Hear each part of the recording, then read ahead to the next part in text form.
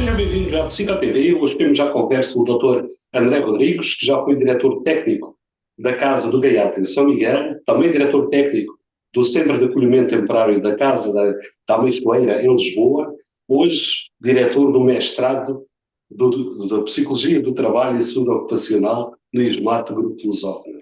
Podia enumerar muito mais do currículo do Dr. André. Penso que, fazendo este apanhado, será o que basta para esta nossa conversa. Quero também desde já agradecer, Dr. André, por estar aqui na Psico TV e partilhar connosco um pouco da sua experiência. Olá, viva, bom dia, Pedro. Eu vou-lhe pedir um favor, é tirar o doutor, está bem? Eu aqui estou como psicólogo e é com muito gosto que aceitei este vosso desafio, não só para refletir sobre aquilo que a minha perspectiva do que é psicologia, mas acima de tudo levantar aqui inquietudes para que a ciência psicológica possa continuar a melhorar a qualidade de vida das pessoas. Muito obrigado. E então, explico aqui a quem nos assiste, convidamos o André para falarmos sobre o papel do psicólogo e da psicologia nas casas de acolhimento, que é um tema bastante importante para a sociedade em geral. E para começarmos, pergunto-lhe como nas casas de acolhimento, ou nas casas de acolhimento, qual é o foco da psicologia e quais são as maiores preocupações do psicólogo? E, efetivamente, infelizmente, em Portugal, nós ainda temos uma quantidade muito elevada de crianças e jovens em acolhimento residencial, o que não acontece no resto da Europa, que ainda existe uma fraca percentagem de famílias de acolhimento. Então, se calhar, podemos ir um bocadinho atrás e tentar perceber porquê da existência de casas de acolhimento. Existe a necessidade de acolher crianças e jovens quando o seu perigo está sinalizado por equipas de intervenção social. E estas casas de acolhimento servem para que, durante este período que a criança e jovem é acolhida, existam equipas que possam remover o perigo que existe naquelas famílias para uma situação de não perigo. E o que é que acontece? Nós estamos a juntar em casas de acolhimento diversas crianças e jovens que, no seu percurso de vida, foram pautados por vivências de maltrato. Maltrato físico, maltrato psicológico, abandono, invasão à sua intimidade. Portanto, em termos muito gerais, situações de trauma e de dor psicológica. Obviamente que não é expectável que existam muitas casas, mas infelizmente existe. E qual é então o papel principal da ciência psicológica numa casa de acolhimento? É proporcionar momentos de qualidade de vida e de afeto àquelas crianças e jovens que na sua vivência não tiveram a oportunidade de as sentir, de as interiorizarem como positivas. E aí é que vem, no meu entendimento, o grande desafio de uma equipa multidisciplinar na qual nós psicólogos fazemos parte, que é como dar qualidade, como dar afeto, como restabelecer uma normalidade emocional positiva quando quem está lá não quer estar connosco. Aquilo que eu digo sempre a brincar é: como é que eu vou namorar com alguém que não quer namorar comigo, certo? Portanto, isso tem que ser um jogo de sedução com uma diferença muito grande, que nós estamos perante crianças e jovens que se sentem culpados por serem vítimas e que idealizaram uma família. Todos nós temos recordações de infância boas ou menos boas, mas temos, e a maior parte, felizmente, temos recordações positivas. Portanto, o papel da psicologia numa casa de acolhimento é repor este ambiente securizante, este ambiente reparador, esta vontade de voltar a sonhar. Obviamente que quanto mais tempo as crianças e jovens estiverem numa casa de acolhimento, mais difícil será depois essa reintegração na sua vida, na sua família nuclear. E muitas vezes o que acontece é o tempo de acolhimento é tão grande que quando essas crianças voltam à casa dos progenitores, saíram crianças e voltam adolescentes. Nem a família conhece os seus filhos, nem os filhos reconhecem o pai e a mãe, ou os progenitores, assim dizendo.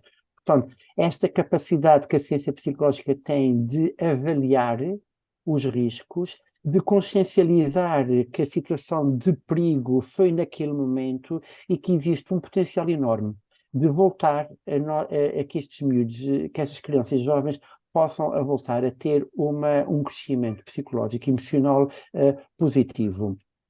Agora, obviamente que é muito difícil quando um sistema, muitas vezes, não por falta de legislação, não consegue chegar até toda a gente. E não é por má vontade, porque existem maus técnicos, ou bons técnicos, ou más instituições, ou boas instituições. Existem, obviamente, maus técnicos, mas existe muito mais boa vontade e uma capacidade séria de querer melhorar a qualidade de vida das nossas crianças e jovens. Mas há outra questão aqui que pouco se fala, que é, nós somos pagos, e eu sou pago há mais de 20 anos para proteger os outros, e a questão é, e quem nos protege a nós? Aqui é quem cuida de nós, quem nos ajuda a digerir diariamente um conjunto de sentimentos e de situações devastadoras a nível emocional. Pedro, eu posso lhe dar vários exemplos, como por exemplo, o dia do aniversário numa casa de acolhimento para quem trabalha lá devastador.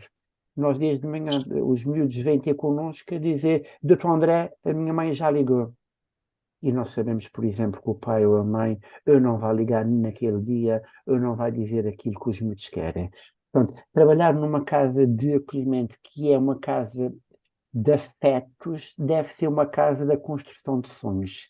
Isto é muito difícil a nível emocional, porque tem que haver aqui um reconhecimento de que os pais que eles amam, naquele momento da vida, não foram os melhores pais ou não conseguiram os proteger.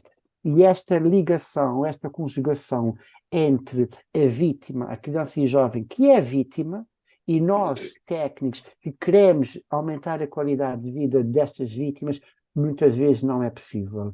E aí é importante que haja essa também consciencialização e essa ajuda e o tão falado trabalho em redes, que muitas vezes é o que dificilmente nós operacionalizamos de um trabalho efetivamente em rede. Portanto, quanto mais unidos o sistema tiver, maior probabilidade é que esta medida de acolhimento residencial tenha o menor, seja o mais curto possível. Mais curto para todos os jovens. E existe aqui também, neste setor, existe a CPCJ. E pergunto-lhe aqui qual é o papel da psicologia com a CPCJ. Aqui, em termos de legislação portuguesa, há duas maneiras de uma criança ter uma medida de promoção e proteção. Uma é a CPCJ, que são as Comissões de Crianças e Jovens em Perigo, quando há consentimento para a intervenção dos familiares, e quando não há o consentimento para a intervenção, passa para tribunal. A comissão é aquilo que nós chamamos de intervenção real, primária, da conjugação de todas as atividades, as entidades de matéria de infância e juventude na promoção da proteção das nossas crianças e jovens. Portanto, não existe os técnicos, o técnico de serviço social, o psicólogo, o médico, o enfermeiro. Existem comissários que representam entidades, e essas entidades nomeiam os seus representantes para as comissões. Obviamente, quando nós estamos a falar da avaliação do risco e do perigo, muitas vezes nós temos, este episódio tem que recorrer a uma avaliação psicológica, a uma avaliação de um olhar mais específico da psicologia. E esta é uma reflexão que efetivamente temos todos que fazer, e que eu alerto para que este tema seja efetivamente pensado com intensidade, que é uma má avaliação de risco a perigo pode levar a que uma criança hoje em dia em Portugal esteja acolhida onde não era necessário estar acolhido. Ou seja, uma criança e jovem são acolhidos com uma medida de promoção e proteção quando está em perigo. E se a avaliação não for correta, uma criança ou jovem pode estar em risco e estar acolhida. Isto, em termos emocionais, em termos futuros, da estabilidade emocional e felicidade de um futuro adulto, é tremendo. Eu não sei fazer, eu sei fazer pouca coisa na vida profissional, e uma delas que sempre me ensinaram é acolher. Portanto, eu há 20 anos que acolho crianças e jovens, mas tenho a noção, o sonho de um dia ficar desempregado, porque significa que as casas de acolhimento desapareceram, certo? Portanto, acolher uma criança e jovem traz repercussões emocionais para o resto da vida. Pronto, nós temos efetivamente que nos juntar, movimentar toda a sociedade e comunidade para as alternativas de medida de acolhimento.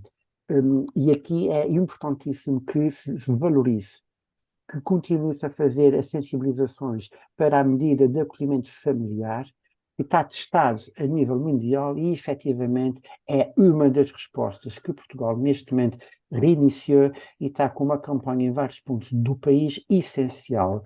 Portanto, angariar famílias que possam dar, naquele determinado momento, aquela proteção, aquele afeto e aquele amor que as nossas crianças e jovens precisam, é, de facto, uma melhoria do sistema de promoção e proteção. Mas não é tanto, e por outro lado, vai haver sempre crianças e jovens que têm que viver em acolhimento residencial. Pronto, aqui isso tem que haver uma aposta significativa, ou continuar a dar uma aposta significativa na credibilização do trabalho das CPCJs. E curioso é, após eu ter terminado o meu doutoramento em 2019, e quando regressei a Portugal, desafiei a Direção-Geral da Saúde, o Programa Nacional para a Saúde Mental, de fazermos um programa a nível nacional para a avaliação do bem-estar psicológico dos comissários em Portugal, numa perspectiva da prevenção do burnout, mas acima de tudo no âmbito da promoção do bem-estar psicológico dos comissários. Pedro, foi provavelmente o grande desafio profissional da minha vida, que foi percorrer o país inteiro, de autocarro, de comboio, ou seja, de carro, e ir às CPCJs dos 18 distritos de Portugal continental. E, efetivamente, percebemos da massa humana, da capacitação afetiva que os comissários têm, mas de um cansaço muito grande. Pronto. E uma forma que nós temos também, e o papel, para responder à pergunta, do psicólogo numa CPCJ não é só para a criança, a família, com uma medida de promoção e proteção. O psicólogo numa comissão de crianças e jovens também tem um papel importantíssimo na promoção do bem-estar, na avaliação dos riscos psicossociais e na perspectiva de melhoramento da saúde ocupacional dos técnicos. Uma equipa com uma saúde ocupacional viva e boa, muito provavelmente poderá avaliar a situação de risco e de perigo com uma lente muito mais focada. Sem dúvida alguma que essa questão que mencionou, que é o psicólogo proteger todo aquele contexto de trabalho, é uma mais-valia sempre, principalmente nos riscos psicossociais e de tudo o que daí vem. Pergunto-lhe se nestes dois contextos sente que são, tanto nas casas como da CPCJ, sente que são necessários mais psicólogos? Sem dúvida. Conhecimento. Ou seja, este projeto que nós fizemos, e eu também tive a honra e o privilégio, o prazer técnico de ser coautor dos projetos, dos projetos educativos das casas de acolhimento dos Açores e da Madeira, e efetivamente foi uma das conclusões a que chegámos, foi a falta de recursos na área da saúde mental nas casas de acolhimento. Obviamente que isso, entramos por uma questão mais política e mais de intervenção das políticas públicas de proteção social, mas efetivamente aquela ideia de que não é necessário um psicólogo numa casa de acolhimento, porque o menino, a menina, o jovem pode recorrer a esta ajuda externa, muitas vezes dificulta mesmo o quadro de pessoal, embora é muito claro, uma equipa técnica de uma casa de acolhimento tem que ter um número X de técnicos da área social. Mas volto a reforçar a ideia, e esta é a mudança de paradigma, que a literatura é muito clara, que é não basta avaliar a situação de risco e de perigo das crianças ou das famílias. Nós também temos que avaliar os riscos psicossociais dos técnicos que estão a trabalhar com populações que estão em situação de vulnerabilidade. E esta é a grande diferença de paradigma. Antigamente, se calhar, nós diríamos muito que trabalhávamos com pessoas vulneráveis, colocando o técnico numa posição de superioridade ou de não identificação com o outro. Hoje em dia a ciência é claríssima. Nós trabalhamos com indivíduos, com pessoas que estão em situação de vulnerabilidade. Então significa o quê? Que cabe ao técnico, cabe ao psicólogo, cabe à ciência psicológica ajudar é esta transferência de uma situação negativa para uma situação mais positiva. Obviamente que isso aqui, não havendo recursos financeiros, há aqui recursos à rede. E voltamos a dizer que é muito importante e há um desconhecimento também ainda muito grande do que é uma CPCJ. Há aquela ideia que é uma entidade que tira crianças, que maltrata Sim. os pais, que finaliza um mau pai ou uma má mãe. Bem pelo contrário, a CPCJ, quando foi criada e idealizada pelos pensadores e pelas pessoas que mais sabem de proteção em Portugal, tinha esta missão, que é trazer, recolher, encontrar as melhores pessoas, os melhores técnicos na comunidade sobre a proteção dos crianças e jovens para promover essa qualidade de vida. Portanto, é neste espírito que nós também temos que devolver. E aqui a CPCJ tem duas modalidades: a restrita, onde efetivamente se fazem os acordos de promoção e proteção, onde se discutem os casos, e a alargada, de uma forma muito geral, que é envolver a comunidade para a promoção, novamente, a proteção. E aí é essencial. É essencial que a comunidade perceba qual é o papel da CPCJ e, acima de tudo, qual é a mais-valia de uma CPCJ numa cidade, numa vila, ou numa localidade. Os técnicos da CPCJ existem para melhorar a vida das nossas crianças e jovens. Os E adultos da são manhã. os nossos adultos da manhã, porque senão o que é que vai acontecer, Pedro? Nós começamos a tratar por você pessoas que eu já tratei por tu. Ou seja, neste momento eu já acolho filhos de miúdos e de miúdas que eu acolhi. Pronto, isto quer dizer o quê? Que a minha prática deve ter falhado, não, falhou em alguma coisa, que o sistema está-se a reproduzir.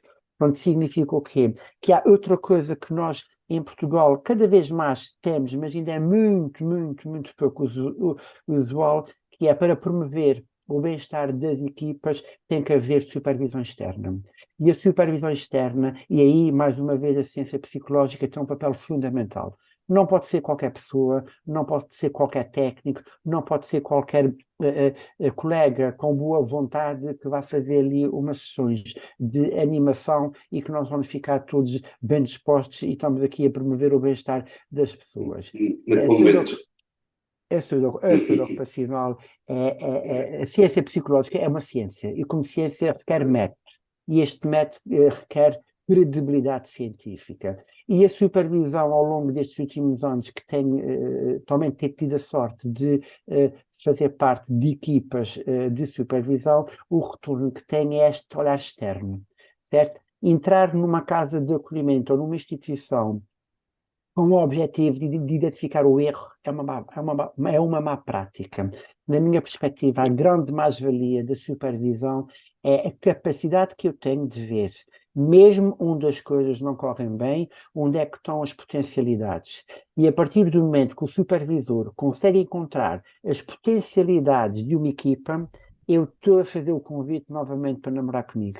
Portanto, e se eu vou entrar com essa agressividade e com esta superioridade de que eu é que sei e que as pessoas estão erradas, não faz sentido nenhum. Porque se há um comportamento, se há uma má prática errada, para que a mudança deste comportamento ocorra, eu tenho que entender as motivações, o contexto que levou aquela equipa a tomar aquela decisão. E isto é que nós chamamos, aqui eu chamo um processo de consciencialização, que é psicologia pura, que é levar o outro a parar, a refletir e a perceber qual o seu papel, qual o seu contributo para a melhoria da sua própria qualidade de vida, para depois novamente devolver às nossas crianças e jovens.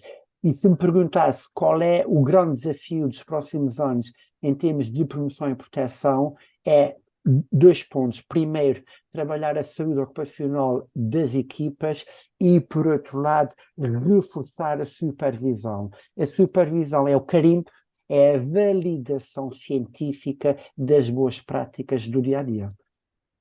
Principalmente neste contexto, estamos a falar, se calhar, numa das maiores riquezas de qualquer sociedade, que são as nossas crianças. São elas que vão tratar de nós amanhã. Mudando aqui um pouco a conversa para outro domínio, embora esteja diretamente relacionado, o André, hoje, e já lhe os parabéns e reforço aqui os parabéns, é diretor do curso de mestrado de Psicologia do Trabalho e Saúde Ocupacional, no qual eu já fui aluno, do IGEMAT, do Grupo Lusófono. Quais as grandes vantagens e benefícios de quem tira este mestrado? Primeiro, é um facto, quando nós recebemos o convite e a direção do segundo ciclo de Psicologia do Trabalho e da Saúde Ocupacional é feita por mim e pela professora Andreia Conceição, portanto, quando nos convidaram foi uma surpresa, com o sentido de responsabilidade de agradecer o trabalho feito por quem estava cá antes, portanto, se nós aqui estamos hoje a querer dar um contributo de futuro, temos que reconhecer quem estava cá antes, a professora Marina Carvalho, a direção do ISMAT, o professor Rui Loureiro, a professora Liliana Pistache, todos os colegas docentes que iniciaram este projeto e que nos levou a aceitar a dar esta continuidade deste projeto. O que é que nos levou a aceitar? É verdade. Embora, se me permite interromper-lo, a fasquia é alta, né? Tanto a professora Marina como a professora Liliana, elas deixaram ali a fasquia alta neste novo desafio. Este foi o motivo pelo qual eu demorei algum tempo a aceitar o cargo, porque quando aceitamos cargos, quando o rigor científico e a ética profissional são os ingredientes de uma intervenção, não quer dizer que eu não tenha, mas temos que delinear muito bem de que medida o convite está apropriado aos desafios que nos são feitos. E eu tenho, obviamente, este carinho, porque a professora Marina Carvalho foi minha professora de mestrado em 2009, e a vida é engraçado que depois, passados estes anos todos, a convite da professora Marina, tenho o privilégio de fazer parte deste projeto, que é a licenciatura e o mestrado no ISMAT. A grande vantagem do mestrado neste momento, a primeira grande é que é a única resposta académica no país de segundo ciclo em saúde ocupacional. Pronto, aí nós temos que devolver à comunidade científica e à comunidade em geral que o segundo ciclo de Psicologia do Trabalho e da Saúde Ocupacional no Algarve, no ISMAT, é único. E então vamos tentar reproduzir isso e dar a continuidade com dois pilares fundamentais. A aplicabilidade no terreno. Portanto, as empresas, as equipas têm que perceber que quando o aluno sai do nosso mestrado, sai com a competência prática e científica que possa efetivamente resolver os problemas das pessoas e, por outro lado, associado àquilo que nós chamamos a prática ética e deontológica da ciência psicológica. Hoje em dia, onde tudo é muito fácil, onde tudo está à distância de um computador, onde há pouca fiscalização do rigor e dos psicólogos na prática psicológica, é fundamental ter o selo da qualidade do ensino superior conjuntamente com a ordem dos psicólogos. Portanto, eu digo sempre, eu não sou psicólogo, eu pratico ciência psicológica e quando digo isso, não digo a brincar. Eu digo mesmo para transmitir muitas vezes transmitir a ideia não, de transmitir a realidade que a psicologia não é apenas boa vontade, é uma ciência que requer métodos, há procedimentos e tem que ter uma validação científica. E infelizmente, com pouco rigor e pouco sentido ético, ainda temos alguns colegas, pseudo-colegas, a querer exercer psicologia sem estarem habilitados para isso. Portanto, é esta a grande mensagem que esta nova direção quer dar. Dar continuidade ao projeto inicial da existência deste mestrado, mas acima de tudo melhorar a qualidade de vida dos colaboradores nas organizações. Sem dúvida alguma. Para finalizarmos, e numa síntese breve, qual o conselho que deixa aqui para futuros psicólogos? Primeiro, gostarem, apaixonarem-se. Aquilo que eu digo sempre, deixem-se amar. Se nós não nos deixarmos amar, tudo o que vem entra e sai. assim numa linguagem até um bocadinho pouco clara, certo? Eu acho que quando nós estamos perante o sofrimento e pedidos de ajuda das outras pessoas, não basta ter vontade, não basta querer ajudar, não basta ser empático.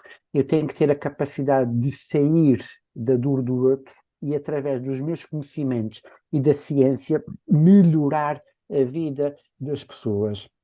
E esta ideia de que eu fico psicólogo após o estágio da ordem é outra falácia. Eu um dia, quando morrer, quero ser psicólogo. Portanto, isso quer dizer o quê? Que para nós podermos exercer a ciência psicológica é um caminho diário de conhecimento. Aquilo que nos ensinaram há 20 anos atrás na faculdade, ou seja, eu hoje para dar aulas, Pedro, para ter noção, eu passo o triplo do tempo a estudar para o tempo Acredito. que eu dou de aulas. Portanto, e esta ideia de que é só repetir conceitos, dar opiniões sobre as coisas é outra falácia da ciência psicológica. Portanto, rigor, a seriedade de que o meu olhar, a minha frase, o meu grito, o meu desabafo, enquanto técnico, pode alterar radicalmente o destino de outra pessoa. E isto leva a que o futuro psicólogo, para ter uma ideia, nunca trato alunos, eu digo sempre futuros psicólogos. E é nessa perspectiva, porquê? Porque temos que, desde o primeiro ano da faculdade, incutir aos futuros psicólogos esta consciência que nós vamos ter um poder imenso sobre a tranquilidade, sobre a felicidade e a serenidade das pessoas. Portanto, quanto mais eu estudar e quanto mais eu quiser saber e quanto mais eu puser em causa aquilo que é dito, as certezas absolutas, muito provavelmente podemos dar uma resposta psicológica mais adequada. Doutor André, mais uma vez obrigado, ou André, mais uma vez muito obrigado pela sua partilha e presença na PsicoTV. Em nome da equipa da PsicoTV, desejamos o maior sucesso nesta nova etapa como diretor do curso de mestrado, assim como em outros projetos que tenha, e a todos os que nos seguem, precisamos da vossa ajuda para nos manter ativos. Com isso, precisamos que façam um gosto neste vídeo, inscrevam-se no nosso canal e partilhem nas redes sociais. Um obrigado e um até sempre. Obrigado, Pedro. Eu não posso deixar de agradecer a vós o convite, e dois agradecimentos muito especiais aos docentes e professores do ESMAT, da licenciatura de Psicologia e do mestrado, pelo empenho diário que fazem para melhorar a qualidade de ensino de Psicologia, mas, acima de tudo, agradecer aos alunos da licenciatura e do mestrado por terem acreditado e confiado em nós para nós sermos parceiros neste caminho tão bonito que é da psicologia. Obrigado, Pedro. Um até sempre, muito obrigado.